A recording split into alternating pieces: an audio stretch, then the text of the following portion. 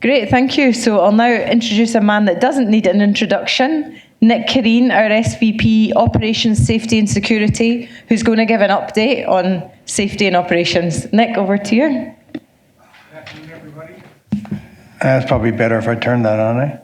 Good afternoon, everybody. I'm going to cover off three topics this afternoon that are specifically related to safety, primarily. All these topics will not be a surprise to anybody, so I won't be elaborating too much on them other than what's happening, encapsulate what's going on, what we're trying to do about it, and hopefully bring some clarity around the importance of these topics. So I'll talk about radio frequency spectrum, not the most exciting thing to explain. So I will try to be a little more general in terms of what it is and what's concerning us around this. GNSS spoofing and jamming, which would be, I think, the third year in a row we've spoken about this in this forum, and lithium batteries, which seems to be every year that we talk about it. So in terms of spectrum, to keep it relatively light, we've got four bands that we play in, for lack of a better term. We have high frequency, we have very high frequency, we have ultra high frequency, and super high frequency. So the naming nomenclature is pretty simple, but so we use all forms of these in terms of communication on board an aircraft, whether that's to communicate, to navigate, or to provide critical operational data and weather information when we fly. So why do we care about it? So the global it's all over the place, actually, in terms of management of the spectrum. So the allocation of the spectrum is handled by the International Telecommunications Union. Regulators around the world all do their own part in terms of how they regulate it, whether that's the FCC in the US, ICID in Canada, and other jurisdictions around the world that manage the non-aviation bands. There's the adjacent bands are the problem, primarily around 5G. I'll get into that a little bit, and the telecom networks and other industries and their involvement in this. And there's, of course, money. As a spectrum comes at a big price. Governments generate a significant amount of revenue. One example here in terms of what the US generated from the last spectrum bid for 5G was $100 billion. So, what causes the interference? Bleed. Primarily around with the high frequency of 5G networks around in or near or around airports often result in a bleed over into our equipment on critical flights, critical time of flight, either on takeoff or landing. The other problem, which makes this even more difficult to manage, is that we have a significant number of aircraft out there that are old. You heard about the supply chain issues. They're not being replaced anytime soon either. And they are not, do not necessarily have the right equipage or filtering on board some of these primarily radio altimeters, which I'll speak about, which causes some of this interference to be more prevalent. So what can the interference lead to? It can lead to miscommunication. It can lead to a loss of navigation signals, which I can tell you that it would not be and is not the greatest thing to happen in any phase of flight, but in particular on takeoff and in particular landing. And there's an increase of other risks during critical flight phases. There are potential for operational disruptions, misalignment, go-arounds, holding patterns, diversions, especially in terms of aircraft not being as I'd mentioned earlier, not with the right equipment on board.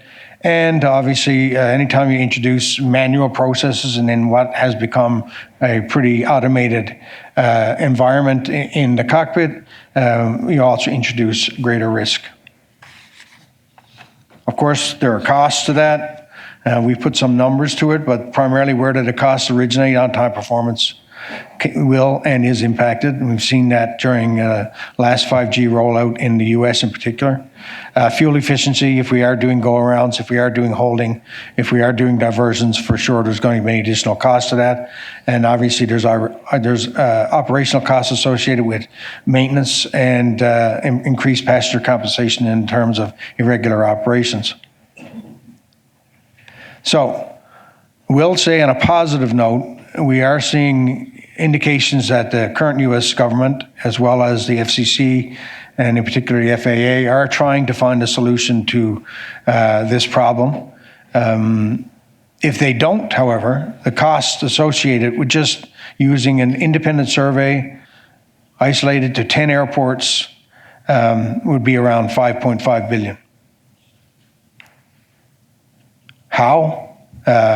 Arrival disruptions, which I'd mentioned, go-arounds and diversions, passenger time loss, etc. Reduced operations because of the inability to fly, which would be compounded in loss of revenue, and retrofitting costs, which would be in terms of new radio altimeters, new filters, upgrade packages, any labor associated with that. So it's a big price tag if you don't get this right. Never mind the more important part, which is the safety element.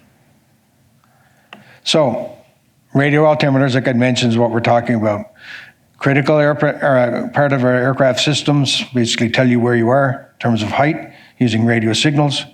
Something that's really been difficult is that the standards for new and what would be considered more resilient equipment has taken years and not available yet, and will not be fully available and fully deployed across the entire fleet of aircraft globally until 2035. Voluntary mitigation has been working for the most part, and I'll talk about that in a second. But it's critical that we get onto this now. As an example, the mitigations, which I'll explain in a second, in Canada and Australia are up in early 2026. So they could revert to a different system, which would be very troublesome. And also the fact that the US is up in 2028. Not to mention that, as I mentioned earlier, the new equipment won't be available till between 2032 and 2035. So we've got a problem for the next 10 years or so. So what needs to happen? We need to ensure that 5G is deployed safely. So we all love our 5G. I'm not one as well. I like to stream stuff. And you'll notice probably when you're on an airplane that in a lot of locations around the world, your signal just isn't that great on an aircraft, which you might think is shitty, but we will say it's good because it's safer that way. And we want to make sure that we maintain that. How do they do that? They point their antennas away from the airport, and they lower the frequency at which it's operating. So 5G simply may be available in certain locations of the airport, but certainly not near the out in the tarmac or near the runways.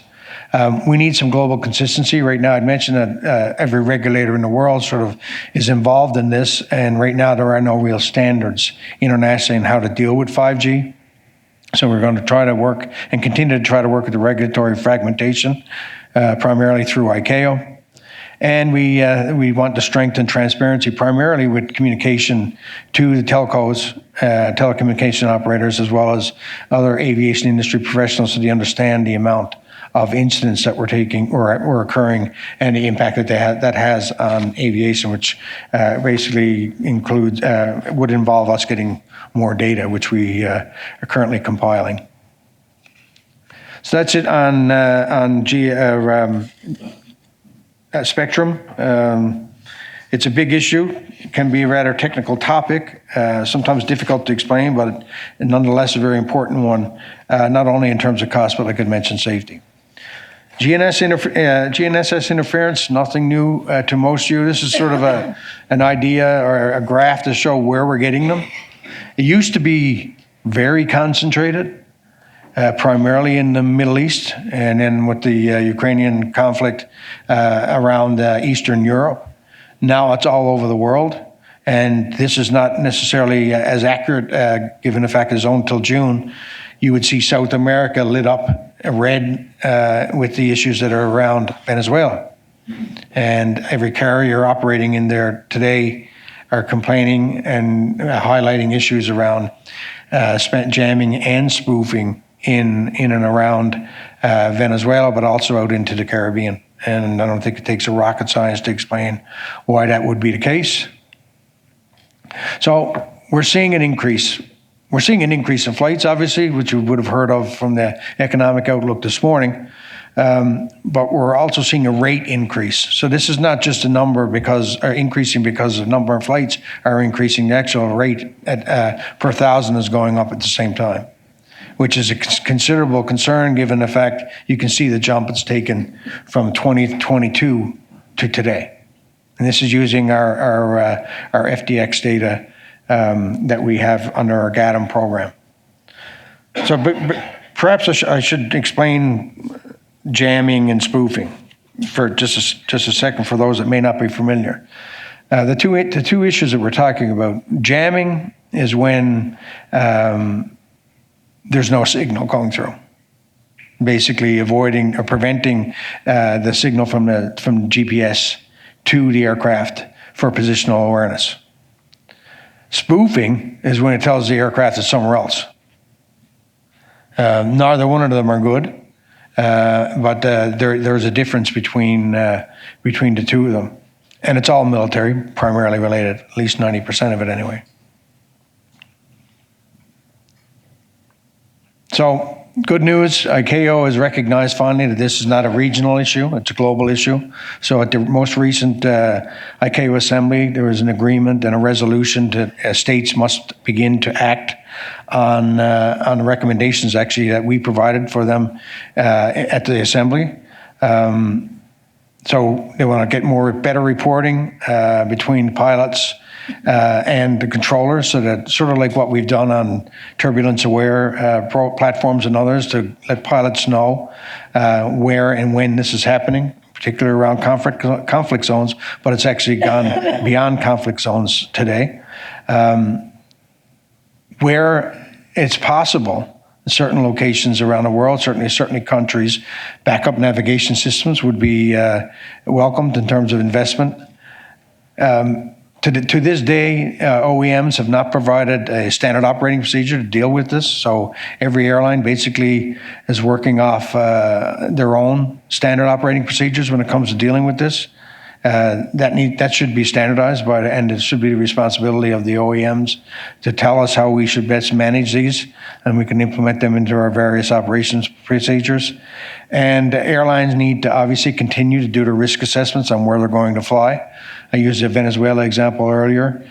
You could see that as soon as the escalations began, a lot of airlines used the risk assessments and stopped operating, but not everybody. And that's the way it should be. Their safety management systems are their best guidance. And obviously we need to train our pilots, hopefully eventually, on a standard procedure in terms of how to deal with it. So GNSS is a big issue. It is not going away. It's only getting worse. Good news is that ICAO is on it. The bad news is that we tend to be slow when we're dealing with these things from a regulatory standpoint. Lithium batteries. Everybody thinks they know everything about lithium batteries today, but we're here to tell you that you do not. Everybody in this room, I presume, flew to come here today.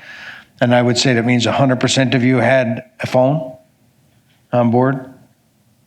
No phone, no cell phone. 60% usually have a laptop. That's probably higher amongst this group, I would suspect. And getting close to half people are carrying power banks now. And that is growing. If you ask somebody the question, are you familiar with what you can and cannot do when it comes to carriage of lithium batteries? The resounding response is yes. Until we dig in deeper, 50% think it's okay to pack small lithium battery items into their checked luggage. Almost 50% incorrectly believe it's okay to pack power banks into their checked bags. And 33% believe that there are no power limits in the power banks or spare batteries which are carried on board aircraft. I'm actually surprised that's not even higher. So we're promoting and doing it's our first B2C campaign in terms of education around this. So when we all check in at the airport for a flight, we do it online primarily, but 90% of us anyway, and we blow through that prohibitive list that explains all this stuff. So we're trying to do it in a simpler way and to get the message out. Pack light, only bring the devices and batteries you really need. Stay alert. If it's hot or smoking or damaged, let someone know. Keep devices with you at all times. Checked baggage is not an option. Protect loose batteries. So what does that mean? Make sure that they're packed properly and cover the terminals just to avoid a short.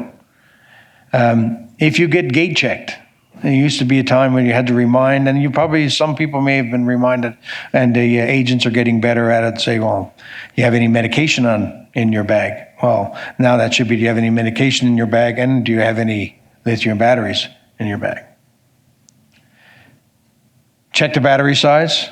It's 100 megawatt hours, or watt hours rather, that you're allowed on board an aircraft. Anything above that, you need to ask. And there's limitations on how much you can take. Anything above 250, you cannot take at all. And check airline rules. Not every airline is fully consistent in terms of their standard.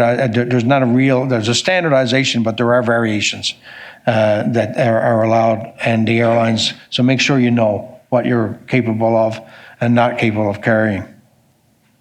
Very simple, but trying to get the message out to all the consumers as much as possible. Thanks very much. Happy to take any questions, but you're going to show the video first. Hey there, travelers. Look, quick heads up. When you fly, any electronic device with a lithium battery is a potential hazard if not packed properly. I said one at a time, please. Can I go there, please? She vibrates. Okay, listen up. Here are the rules. I get it. You're excited for your trip, but pack light. Only bring the devices and batteries you really need. If a device is hot, smoking, or damaged, tell the crew immediately. Look, I fly. That's kind of my whole thing. But with bigger batteries, I can't board without airline approval. Thank you. You may board now. I'm cleared for takeoff? Yay! Let's fly! Always keep electronic devices in your hand baggage. Not the hole! And if your bag gets checked in at the gate, remove all devices first. If you've got spare batteries, cover the terminals with tape or use the original packaging. Different airlines, different rules. So please, always remember to check. If batteries could talk, they'd tell you how to pack smart and fly safe. Always check with your airline before you fly. So, kind of cute, get the message across. We were pleasantly surprised, I guess, by the fact that a lot of airlines have chosen to show this on board their aircraft.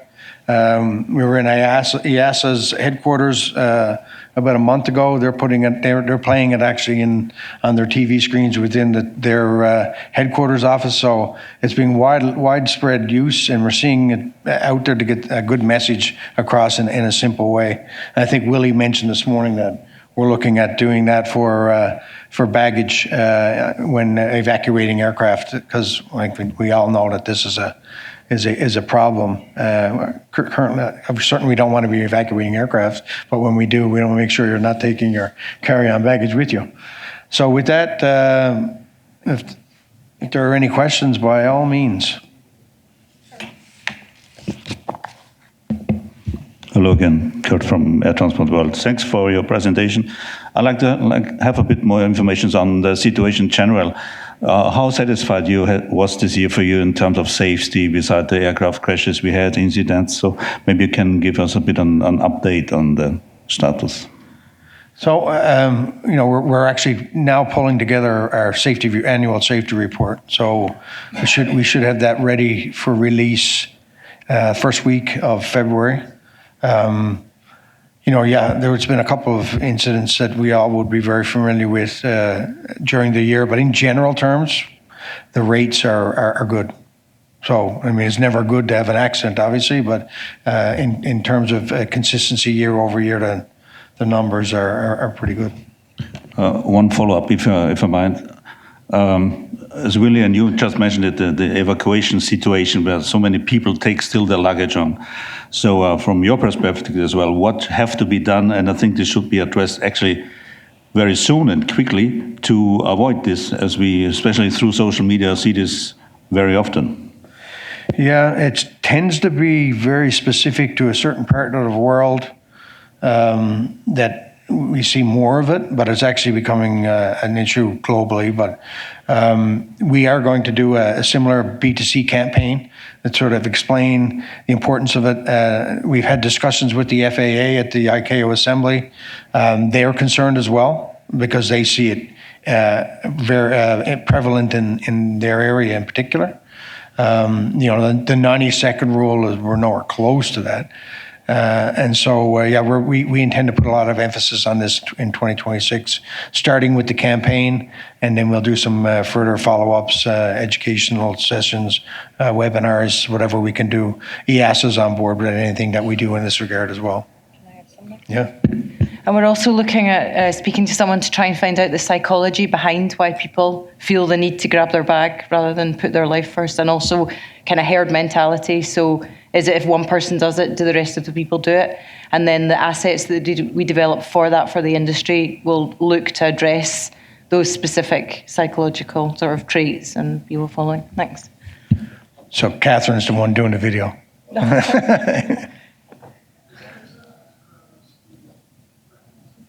Yeah? Any more? Yeah.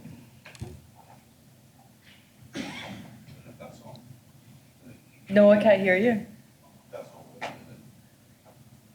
We have a mic? I can hear you. No, but we'll bring you a mic.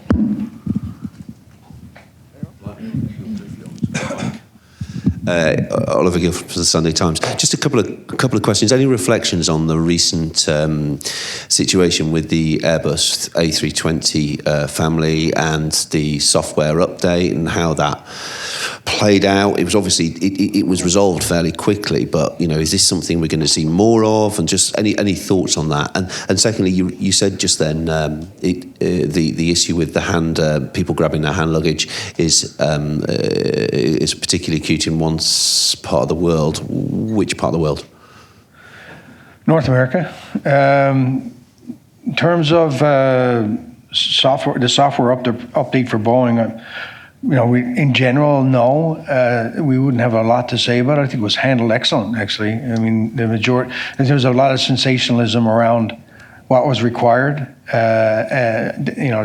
I think people were looking for the entire fleet of A320s to be grounded and there'd be massive disruption, and they were kind of disappointed the next day when they find out that all the aircraft were actually updated overnight, and it was a software rollback. This happens quite frequently.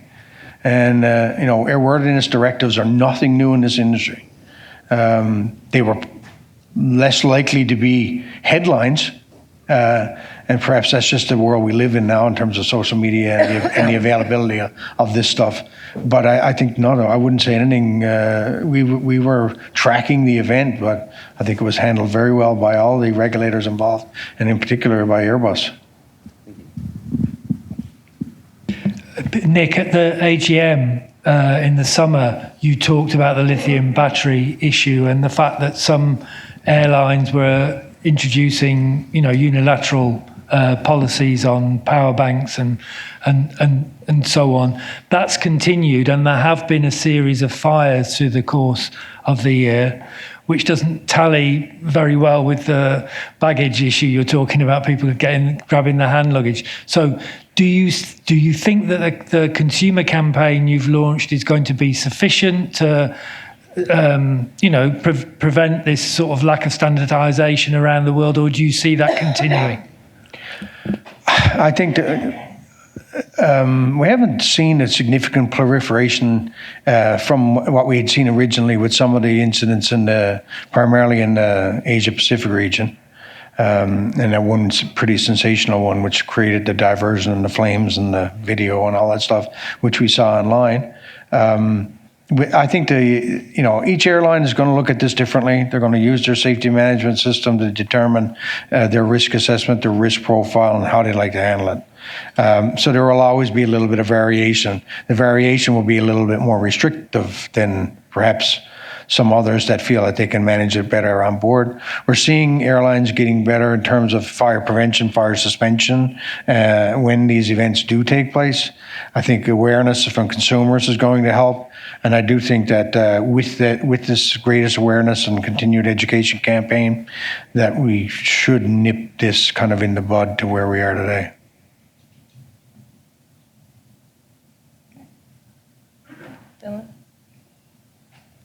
Hi, building on that gentleman's question around Airbus earlier, focusing specifically on space weather, what sort of attention is IATA giving to space weather from a risk point of view?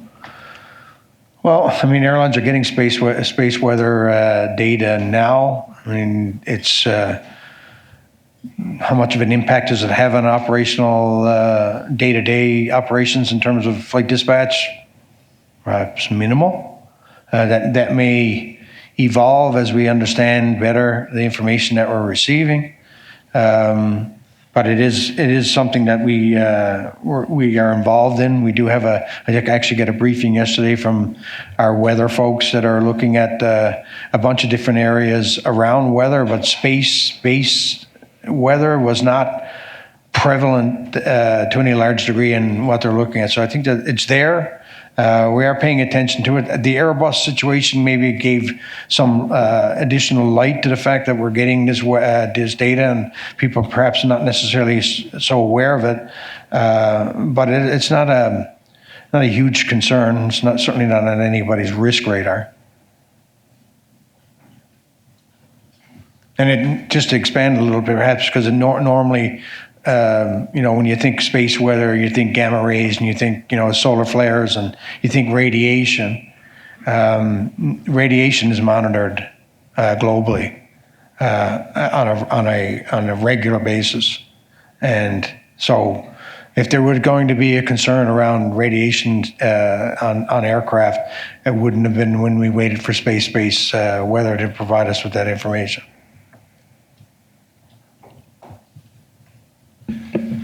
Graham, Newton Airlines. With the spectrum, Nick, is this really confined to North America, and what are other regions, got prepared to handle this? It has been mostly in a U.S. issue, primarily because of the sort of first onslaught of 5G and the lack of an agreement between the FCC and the FAA around its deployment. That ended up being an 11th hour decision, and right now we're okay until 2028. Who knows what happens after that? Canada is a concern at the moment because their agreement they have with respect to, I'd mentioned where the towers are pointing and what frequency they're emitting. That agreement is up in 2026, and we don't know what the plan is at the moment. We suspect they will extend, but we never, put a guess on that. We want to see concrete response if that's the case. Australia is also up in 2026.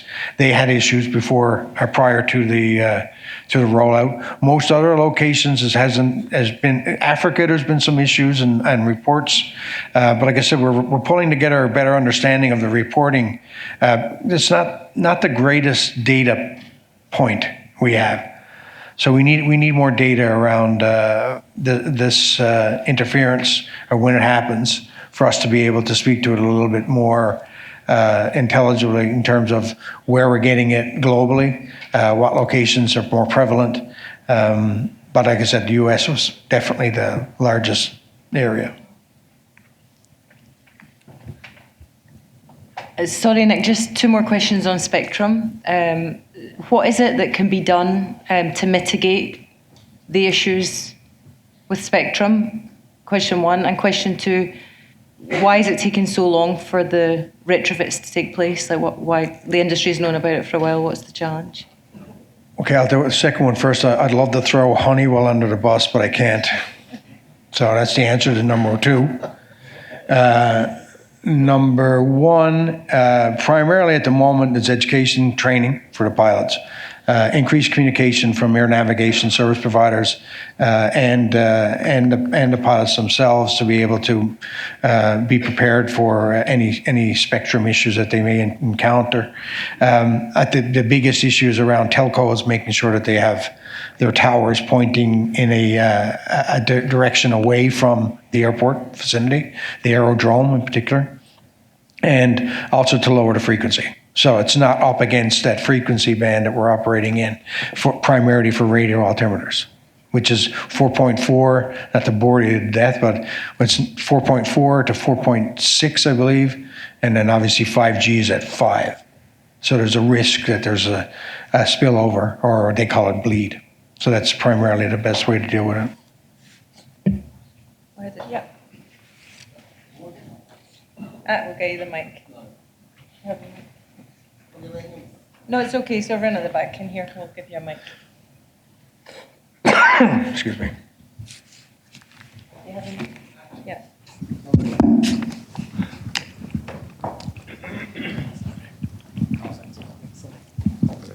If you can, in the recent weeks, we are increasing GNS interference in Venezuela, affecting some areas and some areas, especially in Latin America.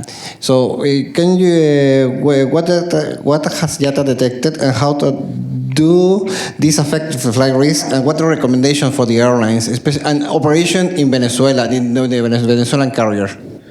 No, Venezuela, I think it's not a surprise. I think it's new in a way to South America in terms of interference. If you're asking a Middle Eastern carrier or someone who operates in and out of Eastern Europe, they would be very well adept to dealing with these issues when they happen.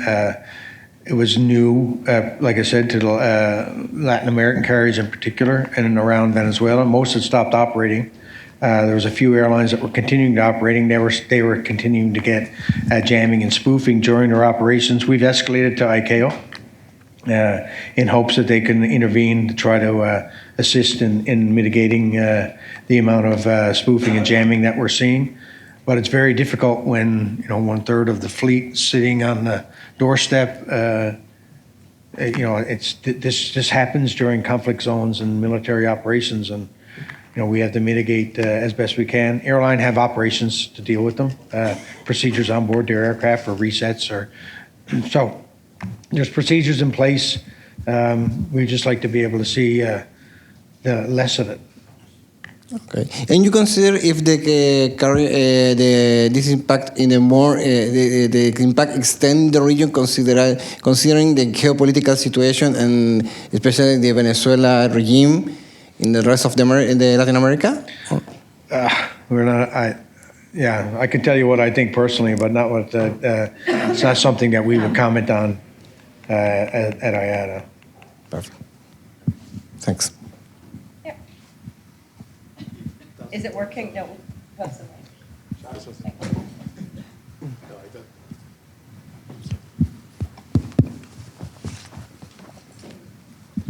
Thank you, Leonard Berber from the Italian newspaper Corriere. Question related to the drones in the European airports or unidentified flying objects, because we are not sure about 100% the stories are related to drones.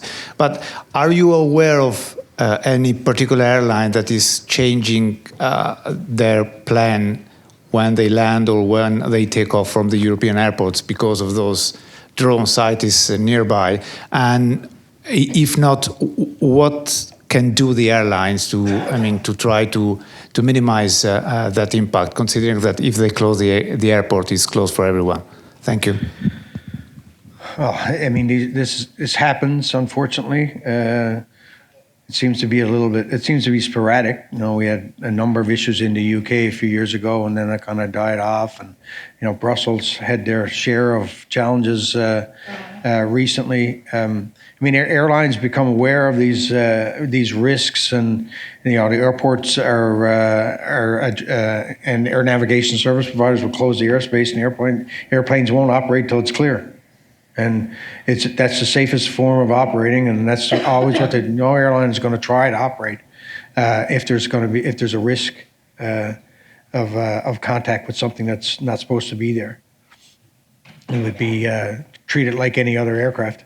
So, not aware of anybody changing any procedures, and there hasn't been any discussions to my knowledge of anyone wanting to change any procedures at this point. Just hoping that at some point we don't have this type of disruption in and around an airport. But you can't control everything that operates, especially these things.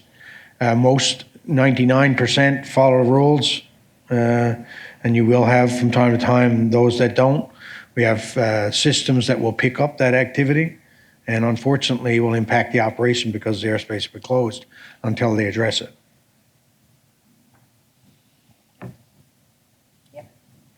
Tomasz Niedziewski, Orient Aviation. Is there any data about these thermal runaway incidents? I mean, how many serious incidents happen? And I understand that on a race, but what's the dynamic? How serious it is? And also, maybe, is there any region that this problem is particularly serious? Around? Did you catch that? Could you repeat the question? This lithium battery fires. I mean, how many serious incidents happened so far? Is it like? I understand that's happening more, but what's the dynamic? I mean, there's quite a few lithium batteries that take place. An exact number we can get you. They're handled like they should be, and they don't make the news. High-profile events, we probably had a couple this year. One in particular in Scoot that sticks out. But so it's not as many as you would think. But if it does happen, and I think not so much in the cabin. The cabin's a concern, obviously, but it's more if it happens in the cargo hold and thermal runaway and the risks associated with that. Is why we're so vigilant on the issue, because it's not something to be taken lightly. But the fact that we're on it is a reason to avoid there being a problem in the first place. But we will get you some statistics on the amounts that we're seeing. And that's like KK just said in my ear. Like I said in the presentation, the more people that carry this stuff, the greater the risk. So, is there any region that the problem is more serious, or is it like everywhere the same? Nah, it's everywhere. Yeah. Robert. Yeah, Robert Silk, Travel Weekly. You mentioned, Nick, that North America is the biggest problem with hand baggage. Catherine, you mentioned that you're going to do a study. Maybe you can. Are you all doing fielding an actual research study on this question of what the psych traits are behind it, and any theories on why we're the worst? Well, I mean, it's just because there's been a few incidents where it's been illustrated through social media with people running across the tarmac with their bags and stuff. So that I'm kind of being flippant by picking on North America because it's front and center, but it is an issue globally. It's not that we're not looking at targeting any specific area. Studies will be done, yes. KK mentioned the sort of psychological aspect of why we all feel the need, because we're told the announcements are there in case of emergency, leave everything. And anyone that's been through shout of commands, the flight attendants, I unfortunately have been, and the flight attendants are going to be screaming to the top of their lungs to exit the airplane and leave everything behind. So it will be interesting to see what we come up with when we go through that from a psychological standpoint. The rest will be simple, just a reminder that leave your stuff on board. Maybe it's just could be as simple as that. But yeah, it's not. I don't know what in terms of timing we're thinking. What? Yeah. By mid-year, more than likely at the AGM or in advance of it. Are enough airlines including in their safety presentations that leave your handbags behind? I feel like on the and maybe I'm not but I've seen a little more of it on U.S. airlines, but it wasn't always a standard there. That's a good question. I think it's part of normal briefing. We've never done a survey on what airlines are saying on board their aircraft. It's a good question. We can look into it. That is, again, every airline does approach this a little bit differently, and just like turbulence, in the U.S., the approach to turbulence, chances of you flying domestically and a flight attendant sitting for the entire flight is a lot higher in the U.S. than it is elsewhere because of some pretty high-profile turbulence incidents. Whereas you may not see that in some other locations around the world in terms of being the seatbelt sign being on for the entire flight. So there will be variation.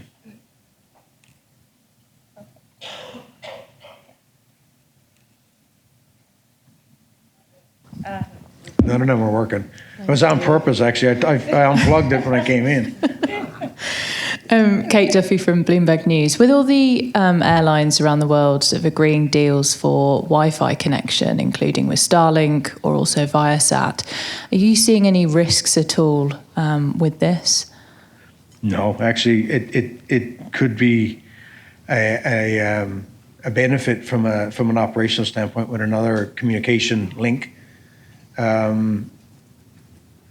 I'll use an example. Type B messaging is an old, antiquated way of communication, especially from dispatch and air traffic control. This provides an opportunity to be able to communicate in a different, less expensive way, actually. So no, I welcome players, and not only that, it lets us stream better on board aircraft when we're flying for long distances. So there's an advantage to that too from a customer standpoint. So no, there's no risk involved in using satellite service providers for internet.